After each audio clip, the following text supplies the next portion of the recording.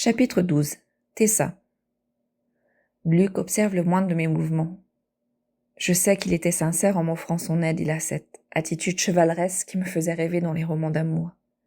L'imprévisibilité en plus. Il dit qu'il est dangereux, mais il n'a jamais vraiment eu d'histoire à part quelques bagarres. Et encore, ça remonte à des années.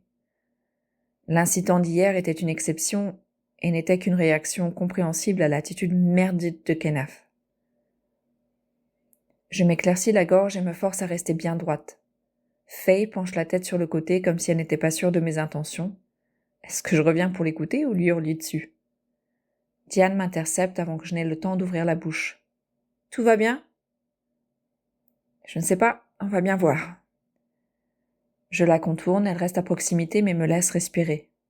Faye tire une chaise près d'elle, mais je secoue la tête. Hors de question de m'asseoir à sa table. « Pourquoi ne pas avoir parlé à la police ?» lui dis-je d'une voix plus sévère que je le pensais. « Vous auriez pu leur donner des informations que vous avez ? Pas la peine de venir ici pour me balancer vos théories, tout ça pourquoi ? Vous voulez de l'argent, c'est ça ? Vous espérez vous faire du fric ? C'est plus compliqué que ça. » Sa voix est apaisante et sa main trace un léger geste flottant qui évoque l'ébauche d'une caresse. Dans un monde parallèle peut-être, mais dans cet univers-là, je me passerai de ses manières. « Tessa, je suis désolée de débarquer comme ça, » dit-elle en tripotant le menu sans me regarder. « Il faut que je prévienne tes parents. Mélanie est en vie. Elle m'a parlé. Je voulais attendre que ta mère sorte du travail, mais ensuite je t'ai vue ici et je n'ai pas pu m'en empêcher. » Autrement dit, vous n'aviez pas prévu de me voir, c'est une coïncidence ? C'est pas un peu limite pour une médium de compter sur des coïncidences ? Je lève un sourcil. Mélanie était la reine du mouvement de sourcil. Elle me le faisait souvent une fois, elle a essayé sur notre mère. Celle-ci a tellement peu goûté son talent sourcilier que ma sœur a été privée de télé pour la journée. Je me suis beaucoup entraînée pour reproduire ce regard-là, et maintenant il me vient naturellement. Mélanie serait fière. Faye s'éclaircit la gorge. Mon don n'est pas de tout savoir sur tout. Il choisit ce que je sais. Je me concentre sur l'important, et l'important, c'est Mélanie. Elle s'arrête, prise d'une quinte de tout. Je comprends que c'est difficile pour ta famille. Si c'était vrai, vous ne seriez pas là. Comment est-ce que vous comptez nous aider au juste ? En vous hypnotisant vous-même pour faire semblant d'être elle ? En demandant de l'argent pour aider votre esprit à rester ouvert assez longtemps pour avoir des réponses ? Merci bien, on a déjà donné. Foutez-nous la paix. Je garde ma voix aussi basse que possible pour ne pas faire de scène. Elle ne bouge pas. Elle me regarde, cette fois ses yeux gonflés ont l'air de regarder à travers moi comme si elle était perdue. La fleur dans ses cheveux est fanée, sa peau est grisâtre, terne. Elle n'a pas l'air en bonne santé. Et c'est là que j'entends ma mère. Elle entre en trombe en appelant mon nom. Elle se fout d'attirer l'attention de tout le monde sur elle, sur nous. Elle se fout d'avoir quitté son poste sans même prévenir son patron. Elle se fout de se faire virer et de nous obliger, mon père ou moi, à prendre un job supplémentaire. Je secoue la tête dans l'espoir qu'elle ne soit que le fruit de mon imagination, parce que si elle est vraiment là, alors ça ne peut vouloir dire qu'une chose. Quelqu'un l'a appelée après avoir entendu Faye parler de Mélie. Madame Dalton, je parie. Elle est assise à la table voisine, les yeux baissés sur ses flocons d'avoine.